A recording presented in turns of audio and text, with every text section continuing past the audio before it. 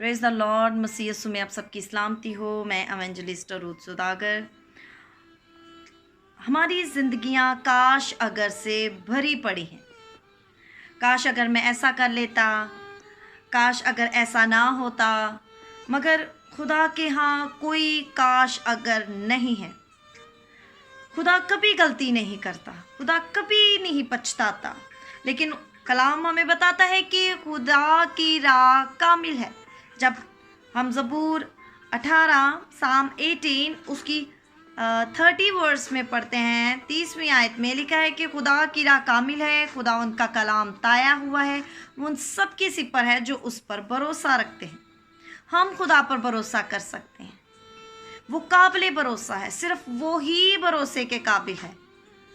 और जिस तरह आस्तर की किताब से हमें वाज़ेह तौर पर मालूम होता है कि खुदा अपने लोगों की फ़िक्र करता है और वो जो कुछ चाहता है करता भी है, इसी तरह हम रूत की किताब में भी खुदा को अपने लोगों के लिए अपने मंसूबे को पूरा करने के लिए काम करते हुए दिखाई देती है।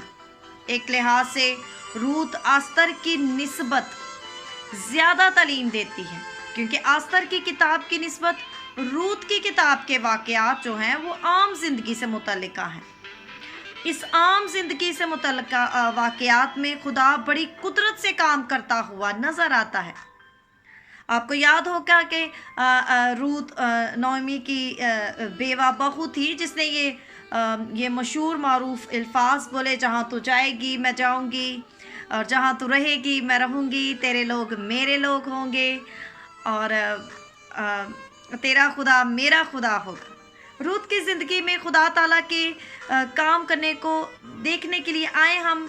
रूत उसका दूसरा बाब उसकी 1 और 10वीं आयत को जो है आप पढ़ सकते हैं। आप सब खुदा के कलाम को पढ़ने वाले हैं, और जो नहीं पढ़ते उन्हें भी पढ़ने की ज़रूरत है। और अगर मैं इसको पढ़ूंगी तो बहुत लंबा हो जाएगा, वीडियो लंबी हो जाएगी, तो मैं कहानी को जल्दी से समेटने के लिए हम सिर्फ इतना कहेंगे कि रूत की शादी बोएज से होती है। वो दाऊद बादशाह की दादी बनती है और उन चारों औरतों में से एक औरत बनती है जिनका जिक्र हमारे खुदावंद के शजराए नसब में आया है।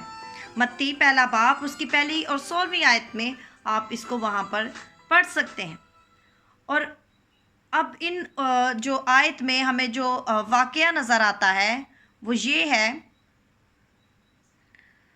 कि जो मिलकर रूत के बोइस की बीवी बनने के अमल का आगाज़ करते हैं कि जब रूत बाहर खेतों में गई, रूत बाहर जब खेतों में गई और किसी और के खेत में भी वो जा सकती थी, लेकिन 3री आयत में लिखा है कि इत्तफाक से वो बॉयज ही के खेत के हिस्सा में जा पहुंची। खुदा ने उसकी दुरुस्त खेत तक रहनुमाई की। खुदा ने उसकी दुरुस्त खेत तक जो है रहनुमाई की, मगर उसने अभी बॉयज से मिलना था, क्योंकि उसने बॉयज से जो है मिलना था। लिहाजा 4थी आयत में लिखा है कि और बॉयज़ ने बैतलहम से आकर खुदा जिसने रूत की सिमत को अपने इख्तियार में रखा ताकि वो बॉयज़ के खेत में जा पहुँचे, उसी खुदा ने बॉयज़ के वक्त को अपने इख्तियार में रखा ताकि वो अपनी फसल की उस वक्त निगरानी करे जब रूत वहाँ हो। आमीन। मगर अभी तक रूत ने बॉयज़ की तवज्जो और उसके काम उसका करम हासिल करना था। इसमें कोई शक की बात नहीं कि बॉयज़ के खेत में बहुत से गरीब वहाँ पर जमा थे, क्योंकि गंदम की बालें छोड़ देना मूसवी शरीयत के मुताबिक था। इसके बारे में हमने बार उसका 19वां बाब और 9वीं 10वीं आयत में वहाँ पर ऐसा पढ़ते हैं। लिहाजा ये बनी इसराइल में एक आम फेल था। हम ये फ़र्ज़ कर सकते हैं कि बॉयज़ जैसे ज़मींदार के तवज्जो आम तौर पर किसी गरीब औरत की तरफ ना जा सकी थी जो बालियाँ चुन रही थी, मगर बॉयज़ की तवज्जो रूत पर पड़ती है। और जब रूत पर पड़ती है तो 5वीं आयत में यूँ मरकूम है कि फिर बॉयज़ ने अपने उस नौकर से जो काटने वालों पर मुकर्रर था पूछा कि ये किसकी लड़की है। आखिरकार हम बॉयज़ को रूत से शफकत भरे अल्फाज बोलते हुए देखते हैं 8वीं और 10वीं आयत में। और मौजू मुकाम, मौजू वक्त पर توجہ پانا، بوائز کی شفقت حاصل کرنا ان واقعات کے سلسلے میں بنیادی کڑیاں تھیں، جن کے نتیجہ میں روت کی بوائز کے ساتھ شادی ہوئی، اور ان میں سے کوئی واقعہ بھی غیر معمولی معلوم نہیں ہوتا، اور ظاہری طور پر ہم سب واقعات کی رومانوی کہانی میں ایک اتفاقیہ بات سے جو ہے ہم اتفاقیہ بات سے زیادہ نہیں تھے، مگر کلام کا مؤدب قاری یہ دیکھے بغیر رہ سکتا ہے کہ خدا قادر مطلق کا ہاتھ اپنے ارادہ کو پورا کرنے کے لیے ان عام حالات کو ترتیب دے رہا ہے۔ نعومی بذات خود جو اس وقت روت اور بوائز کے مستقبل کے بارے میں خدا کے منصوبے سے آگاہ نہیں تھی، ہمارے ساتھ بھی ایسا ہوتا ہے۔ جب خدا بھی ہمارا کسی سے میل کرواتا ہے، ہم کسی سے ملتے ہیں، تو ہم خود نہیں جانتے کہ ہم اسے آگاہ نہیں ہوتے کہ خدا کا ہمارے لیے کیا پلان ہے، اور واقعات کو خدا سے منسوب کرتی ہے، وہ آگاہ نہیں ہوتی اور واقعات کو جب وہ خدا سے منسوب کرتی ہے۔ اسی طرح آستر اور مرد کی اور روت اور بوائز کی کہانیوں کا انجام خوشی کا انجام ہے، ان کا اینڈ جو ہے وہ خوشی کا اینڈ ہے، اور ہم ان واقعات میں بھی خدا کا ہاتھ دیکھ سکتے ہیں، مگر اس کہانی کے بارے میں کیا خیال ہے جس کا انجام خوشی کا انجام نہیں ہوتا؟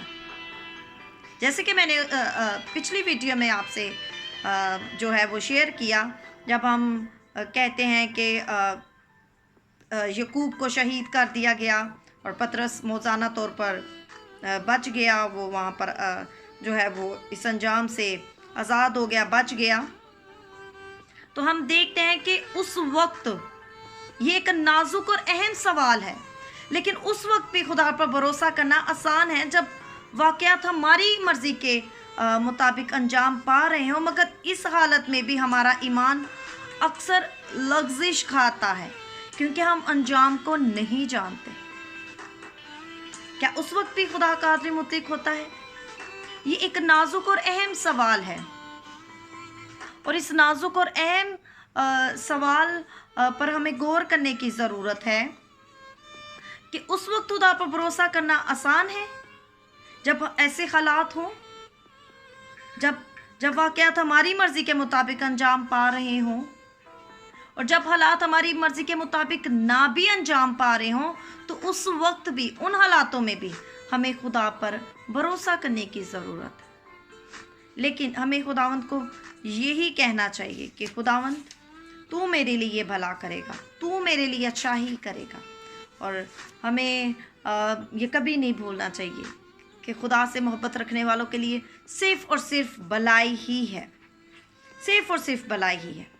مجھے اور آپ کو ہمیشہ یہ یاد رکھنے کی ضرورت ہے، ہمیں اپنی زندگی میں کہیں پر بھی ان الفاظ کو جگہ نہیں دینی، میں نے، آپ نے ان الفاظ کو جگہ نہیں دینی، کاش کو، اگر کو، کیونکہ خدا کے قانون میں، خدا کے کلام میں خدا کے لیے ایسے لفظوں کی کوئی جگہ نہیں۔ کاش اگر ایسے نہ ہوتا، کاش اگر ایسا ہو جاتا، کاش اگر میں ایسا کر لیتی، کاش اگر ایسا وہ کر لیتا، وغیرہ وغیرہ۔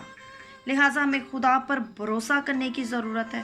خدا کامل ہے اور خدا کے فیصلے راست اور درست ہیں، اور خدا ہمیں زندگی میں ایسے لوگوں سے ملواتا ہے کہ جیسے جیسے جب وقت گزرتا جاتا ہے تو اس وقت ہمیں اس بات کا احساس ہوتا ہے کہ خدا کا ہمارے لیے کیا منصوبہ ہے، لیکن جب ہم ان سے ملتے ہیں تو ہم جان نہیں پا رہے ہوتے، اور ہم آگاہ نہیں ہوتے، ہمیں خبر نہیں ہوتی، ہم نہیں جانتے ہوتے کہ خدا کا اس شخص سے ہمیں ملوانا، کوئی بھی ہو سکتا ہے، اسے ہمیں ملوانے کا کیا مقصد ہے۔